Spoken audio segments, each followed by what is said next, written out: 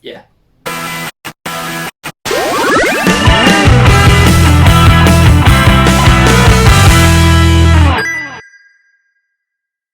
Hi guys, welcome to Beard's Eye Review, and this is going to be my spoiler review for episode 6 of The Falcon and the Winter Soldier. Yes, I thought being as my lockdown haircut is coming to an end, this time next week it will be finally gone after months, I thought I'd share it with you. This is what I've been rocking for the last few months and hiding underneath the hat, so enjoy it. Before we begin, don't forget to like and comment down below, subscribe and ring the bell to be notified whenever I do videos. I do videos every single week, so make sure you keep a lookout for those. Spoilers all the way through, talking about the finale. Make sure you've seen it first, then check out this video. Spoilers. Episode 6, the finale for Falcon and the Winter Soldier, and it was solid. It was a lot of fun. There is a couple of like negative things which I will get to, but overall it was a fun kind of action kind of thing, and a nice rounding off of certain characters, and also kind of putting one foot into what we potentially could be seeing next time. There is a lot of rumours going around that we might be getting a few extra seasons of Falcon and the Winter Soldier, same with Loki, but WandaVision seems to be the one that's not getting any more, nor does it really need any more.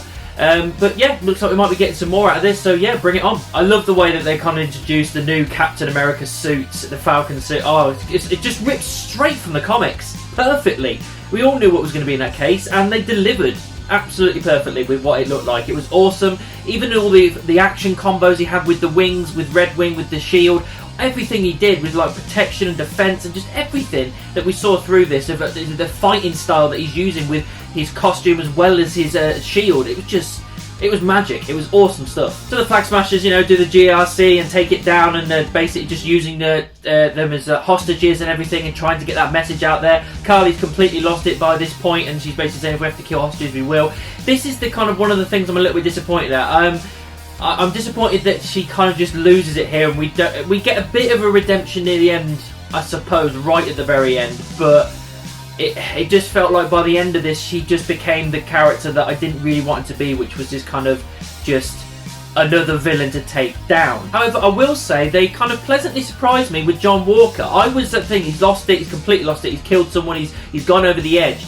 But by the end of this episode, they managed to redeem him a little bit, and I quite liked it. There was even, you know, he came in with his kind of custom shield, which in fairness didn't look too bad. It obviously isn't made of vibranium, but you know, he came in there trying to take down Carly, and you know, he was out for himself. But as later on, when you see in the episode when they're about to go over with the van and the hostages, he throws the shield aside to try and save them, and that's one of his big redemption moments. Then he's helping out Bucky the entire time to take down the Flag Smashers, and I just like how they kind of actually redeem the character. I'm very surprised about that.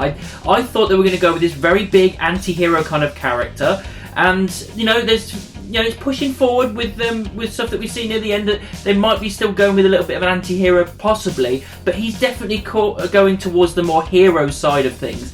And you know what? Fine. Sharon Carter is obviously in this as well, and they did what was kind of building up to in the last episode. I think I spoke about it. A lot of people have rumoured that it happened. Yes, she ended up being the power broker, and I'm fine with that, because it was either going to be one of two things. Either it had to be her because of that big swerve of thinking it was going to be someone else, or it had to be someone really big that we knew from the comics, or we already introduced to, that we know is a big deal, because otherwise it would have fell flat. And yeah, they announced that she's the power broker. I quite liked it, and yeah, at least it didn't fall flat. I was kind of, well, that's interesting. You can see through this entire episode that she's definitely in a different place than she was before. She seems to be in it for herself a little bit. She's become a little bit kind of on the vigilante side of things, as we see later in the episode. And yeah, I'm interested to see how that goes. Will she wreck the Carter name? Yep, the final thing with Sam and Carly and Sharon there is obviously she's been shot. Batroc gets killed by Sharon. He's dead, gone.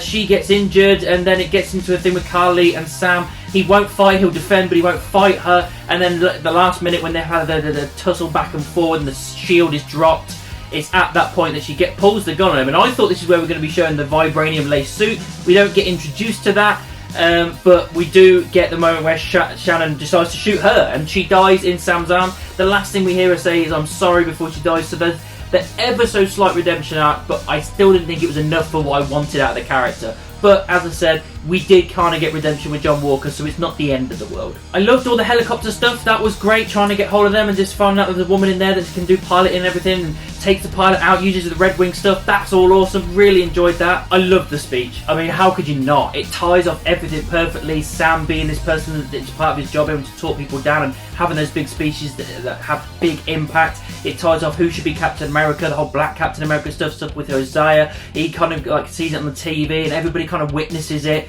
And that just great moment where he's saving people as well, and people are kind of like, oh look, that's Captain America, and just that whole rounding off. And like I said, with the speech, it was just awesome. Just talking to the GRC guys saying, this is the power you've got, this is what you should do, what you shouldn't do, and think about it in a different way, and maybe just kind of think about different things in a different light, in a different perspective, what they're going through, what you're going through, everything ties together, and try and do the best that you can possibly do. Not just treat someone as not the same as you. Oh, just the whole thing, it was absolutely incredible. Really like that speech. It hammers home all the issues of this season, and it hammers home the fact that yes, he should be Captain America. I do love what he did with Hosea, with the memorial inside the kind of Captain America thing in the museum. They get their own section, everything to make sure no one ever forgets what they did. Awesome stuff. Really heartfelt as well when they hug each other, which is really, really emotional. Awesome stuff. I'm glad they did that. One of the other things I disappointed in was Zemo. He was in the raft. We get to see the raft, and he had the last laugh by using one of his goons to blow up a thing to kill the rest of the Flag Smashers.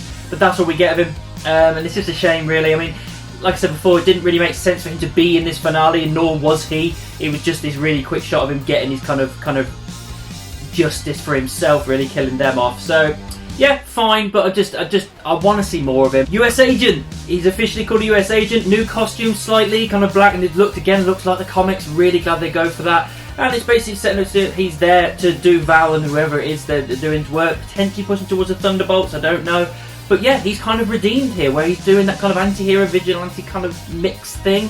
I'm up for it. I'm actually quite happy that they redeemed the character, because I didn't think that was the way they were going to go with it. So I'm up for seeing more US Agent. Let's do this. Bucky telling the dude that he killed his son. We knew it was coming. Of course we knew. It was set up in the first episode. It was about him healing and doing amending stuff, and this was the big kind of payoff of that whole thing with Bucky, and that's Bucky's biggest payoff for this season. And he did it. He did it. I mean, we got it was a very quick scene and everything, but I don't think it needed to go too much detail. It basically just needs to show that he was willing to tell the truth of what had happened. So yeah, it was definitely that kind of putting a pin in the fact that he healed himself. And the last thing obviously is them all being really happy and having a party and everything by the boat and all that kind of stuff, and the sunset, just enjoying each other's company. Just that real kind of feel-good family, kind of wholesome community thing, all together, all for one. That was just a nice way to kind of end things. As well as it saying Captain America and the Winter Soldier. They changed the title at the end. Great, love that. So from now on, he's Cap. But with the end credit scene, now this is where I said before with Sharon Carter that she's going for this kind of potentially anti-hero vigilante. She gets pardoned completely interested in taking on her role again and doing what she was doing before. Then she rings somebody up, which we don't know who the hell it is, saying that we're going to have a lot of stuff accessible to us and weapons and all this kind of stuff, and walks off. And it's very kind of, they're pushing with this kind of, she's kind of gone a bad way, and it's weird considering that she's a Carter. She's always been behind Cap and everything, but maybe these 5 years and everything has really screwed her over. Maybe all the things that have happened to her have just, being chucked out of the US it's damaged her so much that she's potentially going to be one of the big villains going forward for Sam and Bucky and whoever else gets involved. I mean, I'm interested. Definitely. Overall, guys, this was a solid finale. Really enjoyed it. Action-packed, emotional weight to it. New Captain America is all awesome stuff.